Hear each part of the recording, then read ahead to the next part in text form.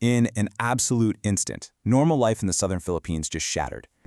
Today, we're looking at a highly developing and honestly tragic breaking news situation out of the region. We're going to break down exactly what happened, the human toll it's taken, and the broader planetary science at play here. When a major geological event like this hits, the flow of information can be totally overwhelming. So we've structured this explainer to give you a clear, direct understanding of the facts on the ground as they stand right now. Okay, let's dive into this. 7.8. That is the immense magnitude of the earthquake that struck off the coast. Now, an earthquake of this size isn't just a tremor, it's a massive, violent rupture of the Earth's crust that unleashes an extraordinary amount of energy, roughly equivalent to millions of tons of TNT just exploding beneath the surface. It's the kind of seismic event that instantly alters landscapes and lives. And that is exactly the grim reality we're currently seeing unfold. Strike on Mindanao. The second biggest island shakes.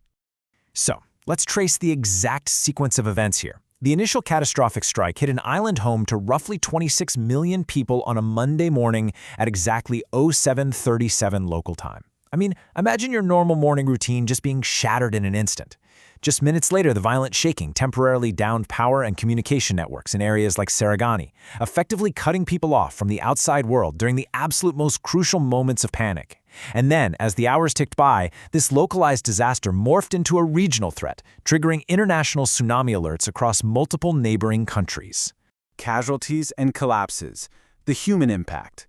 Right now, local officials have confirmed that at least 32 people have tragically lost their lives.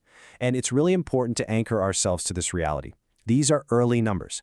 The National Disaster Agency is currently working around the clock to tabulate and verify reports coming in from various localized, deeply impacted areas. Official updates are expected in the coming days, and sadly, as the rubble is cleared, this number may very well change. Looking at the geography of this devastation really helps us understand where the impact was most severe. In the coastal province of Sarangani, located just 20 kilometers from the quake's epicenter, 17 people have died, many trapped by sudden massive landslides. Over in General Santos, which you might know as the Philippines' tuna capital and the hometown of boxing champion Manny Pacquiao, well, the Office of Civil Defense reports 10 killed and another 22 people still missing. Neighboring areas like South Cotabato and Sultan Kudarat, they were also incredibly hard hit. And this brilliantly illustrates the terrifying reality on the ground for everyday citizens. We're seeing some truly horrifying reports, like a multi-story Jollibee fast food restaurant literally reduced to rubble. Even more harrowing, this quake coincided with the very first day of the school year. In Davao Occidental Province, video actually captured dozens of terrified primary school students squatting on the shaking earth as a corrugated roof shelter collapsed right behind them. Thankfully, in that specific school's case, no one was injured, but it paints such a vivid picture of the sheer terror of that morning. In response to the unfolding chaos, Philippine President Ferdinand Marcos Jr. released this statement, assuring that the national government is moving and won't leave Mindanao behind. This ensures government agencies are actively coordinating their disaster response. Immediately, Marcos ordered the suspension of all classes in the affected areas. It's a really critical step to keep kids home and off those vulnerable roads while search, rescue, and assessment operations are in full swing. Beyond the immediate rescue efforts, there's a massive preventative operation happening right now.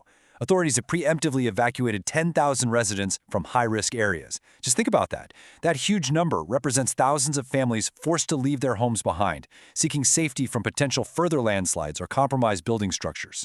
Tsunami alerts and aftershocks, cascading threats.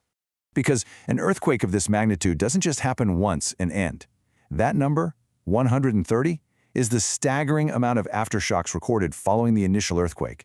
Just imagine the psychological toll on the survivors. They're out there trying to rescue neighbors and assess their ruined homes, all while the ground continuously shakes beneath their feet.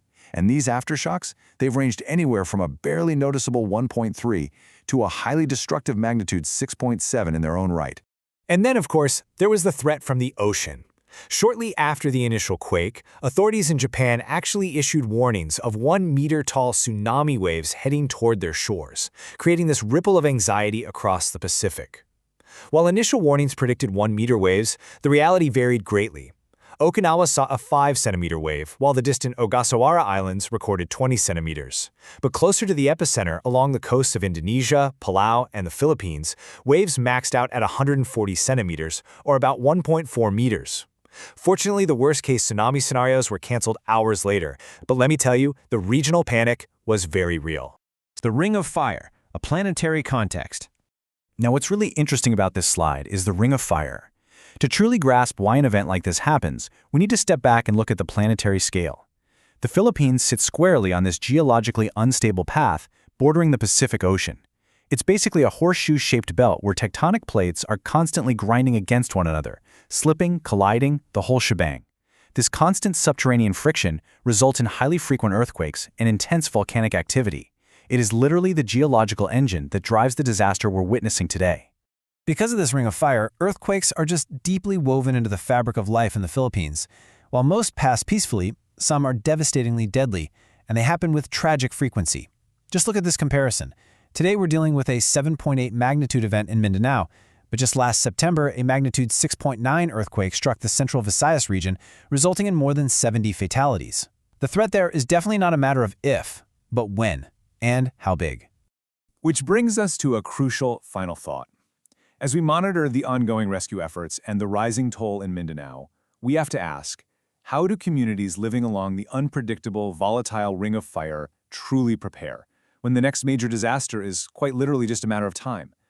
It requires an absolutely incredible level of human resilience, advanced engineering, and constant vigilance.